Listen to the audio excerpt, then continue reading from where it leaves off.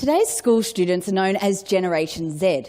And I recently heard a Generation Z t-shirt slogan which said, "When I am bored, I Google myself." Generation Z were born between 1995 and 2009. They currently make up 18% of our population, 9% of the workforce, but in a decade's time they will be 31% of our workforce. Now, when they're talking about a library, they mean their playlist on iTunes. They speak and they write in a new language. If they can shorten it, they will. Their idea of an encyclopedia is one that they can change and contribute to. And whilst they're constantly reading, it's rarely going to be a book from cover to cover. After all, they're visual communicators, so why read it when you can watch it? They speak another language that sounds like, "My bad, totes, cron, chillax, epic for shiz, cray cray, YOLO." And these Generation Zs are going to spend an estimated 14,000 face-to-face contact hours in their 13 years of schooling and 3 years of a university degree. But they'll spend 6 times that, an estimated 84,000 hours as they enter the workforce. And so what will the future of work look like? Well, we're on the brink of significant intergenerational transition in our workplaces at the moment, as the baby boomers, who are currently making up a quarter of our workforce and hold a lot of the leadership roles, are reaching retirement years. And so as they're transitioning out of the workforce, they'll be just 8% of the workforce in 10 years' time. At the other end of the spectrum, as Generation Z are entering, things are going to change. I mean, they're the most materially endowed, technologically literate, formally educated, and globally connected generations to ever grace the planet. And so the way that they approach work, problem solving, collaboration, communication, innovation will be different as a result. Every generation will also have their own challenges and their own fears to overcome. In fact, Generation Z, a global and visual generation, you can communicate their top 3 fears simply in visual icons. Those being, the first being the poor Wi-Fi signal. I mean, it's quite a crisis for Generation Z if you can't be connected, but I think even a greater challenge for them is the buffering signal. I mean, this is a generation who haven't had to wait for anything. They didn't even have to live through dial-up. And I think the greatest concern is this, when the phone battery is out of charge. I mean, if you have no phone battery, life as you know it ceases to exist till you can find that power source. But Generation Z are growing up in a time of extraordinary, unprecedented change. And change is how they'll also approach their careers. At the moment in Australia, the average turnover rate is 15% per annum, which means people change jobs every 3 years and 4 months on average. Projected over the lifetime of a school leaver today, it's estimated that they'll have 17 jobs across 5 different careers in their lifetime. But what's the future of work going to look like? Well, the intergenerational report put out by the Australian government periodically looks at 3 big social trends that all start with P that are going to redefine what work looks like into the future. The first of these being our population. Now, Australia's population is growing. In fact, we have doubled both our national and our global population since 1966. We're not only growing, but we're also ageing. Our population pyramids depict this visually. In 1985, our population pyramid showed there were more younger people than older people. But today, we're starting to become more rectangular, and you can see we're on the brink of massive ageing. In fact, as we project to 2045, for the first time, our population pyramid is going to start to become inverted, with more people aged over 60 than under 18 for the first time in that year. But we don't just have more older people, we're also living for longer as well. And that ageing is going to have a ripple effect on all of us in our society. In fact, those ripples will also ripple out to even to the Queen. And if we can just take a moment just to consider the Queen for a moment. Please, it was 1952 that she ascended to the throne. And in that year, she would have had to write 40 congratulatory letters to Australians turning 100 that year. However, this year, she's needing to find time in her busy schedule to write 2,643. By the end of the decade, she'll be needing to write 4,885, and in 3 decades' time, she'll have to definitely employ the help of Prince Charles, Prince William, perhaps Prince George and Princess Charlotte to write an extraordinary 18,567 letters to Australians turning 100 that year. So we're growing, we're ageing, we're also changing. You see, 3/5 of our growth can be attributed to net overseas migration, so we're more culturally diverse than ever before. In fact, 1 in 4 Australians weren't born here, and when you look at households that have at least one parent born overseas, 46% of households have either one or both parents born overseas. We're incredibly culturally diverse, culturally rich, and that will be increasingly reflected in our workplace communities, as well as our increasing multi-generational community. We've currently got 6 generations in our communities: the builders, the baby boomers, Generation X, Generation Y, Generation Z, and the generation to follow them were born since 2010. The year marked by the electric car charging station, the launch of the iPad, the launch of Instagram, and the beginning of Generation Alpha. I heard a story of a mum talking to her Generation Alpha son and said, "Now, sweetie, Mum's been really sick this week. She's had a virus." And the little Gen Alpha said back to her, "Don't be silly, Mum. Only computers can get viruses." They're growing up in different times, and each generation will have different challenges and different needs. For example, we know Maslow's hierarchy of needs, the need for survival, security, our social needs, our self-esteem needs, and self-actualization. But Gen Z and Gen Alpha have identified a more fundamental need for that generation, which is the consistent and constant need for Wi-Fi wherever they go. We're growing, we're ageing, we're changing with our population.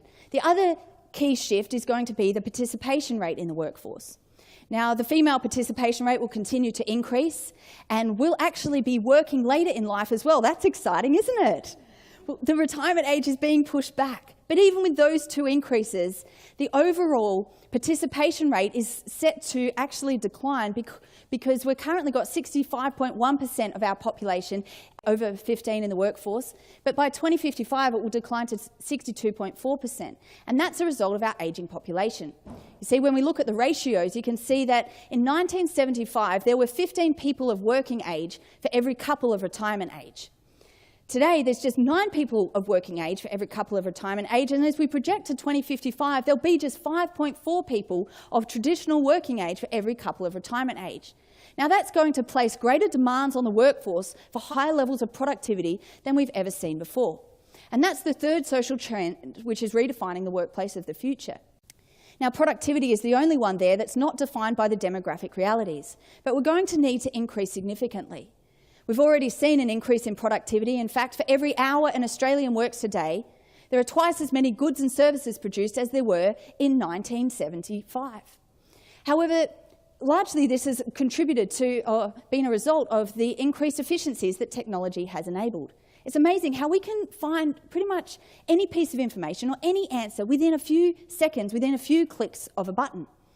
However, unless, of course, we want to do some deeper research, in which case this sums it up, that you know you're desperate for an answer when you look at the second page of Google. It's not just been technology, though, that's transformed our productivity, but we'll be able to maximise our productivity if we are people and organisations who can innovate, and also the communities that can collaborate. It's where we see the intersection of these 3 things, technology, innovation and collaboration, that we're seeing sectors being transformed. Let's take the accommodation sector, for example. Hilton, established in 1919 in 91 countries with approximately 600,000 beds. However, compare that to Airbnb, established in 2008, is in 190 countries and has over 1.5 million listings. Now, what Airbnb has done is an innovative approach to accommodation, which has released the collaborative power of the community for all of us to become accommodation providers if we want to, and it has leveraged this over a technology platform. Again, you see this with the transportation network company Uber. Suddenly, we can all become drivers. So this innovative idea of transportation has been released through to the collaborative power of the community through the technology platforms. Cancer Research UK. They are a very innovative company that have made a game called Play to Cure, Genes in Space. It's a computer game, and as you play it, you are processing significant amounts of genetic data, which would otherwise take scientists hours of work to process. And so this innovative idea, released to a broad collaborative community over a technology platform, has transformed this approach to beating the problem of solving cancer sooner. What makes TED such a powerful brand? Well, at its core, it's innovation in communication and the spreading of ideas. But it's also released over to the collaborative community to take part in. the model of TEDx events with local communities being able to take part. And then it's maximised through the communication over the technology platforms. Traditional leadership styles have been based on linearity and conformity, based on position and hierarchy. However, the leadership styles that the younger generations are responding more to are those based on collaboration and contribution, where they can participate and have a voice. And if we think about the effective leaders of the future, they will not be those marked necessarily by having the highest developed skill level or expertise in an area, but rather those who are able to create a culture of collaborative innovation. These leaders will understand that as people we are designed to connect.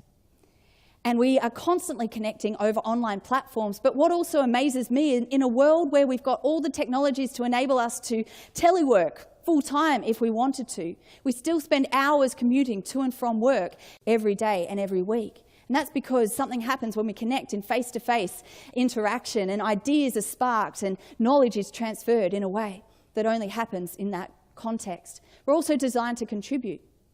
And it's interesting that the platforms that we spend the most time on online are actually those where we're not just consumers of the content, but also contributors. It's the social media platforms. It's places like blogs and even Wikipedia where we're contributors. And finally, this culture will also be one that enables us to create. We're designed to create. And again, you see this on what we're doing online, where an example is YouTube, where we create the content. Now, did you know there are 100 hours of YouTube videos uploaded every single minute? It equates to 115 years of content being uploaded every single week. We are designed to create. What does a workplace culture of collaborative innovation look like? Well, it's inclusive of a multi-generational, multicultural, multi-skilled community. And it draws on the strength of this diversity, and it builds on a shared foundation of shared values such as humility, respect, and authenticity. Productivity and outcomes, output, are important. In fact, we've seen that will become increasingly so.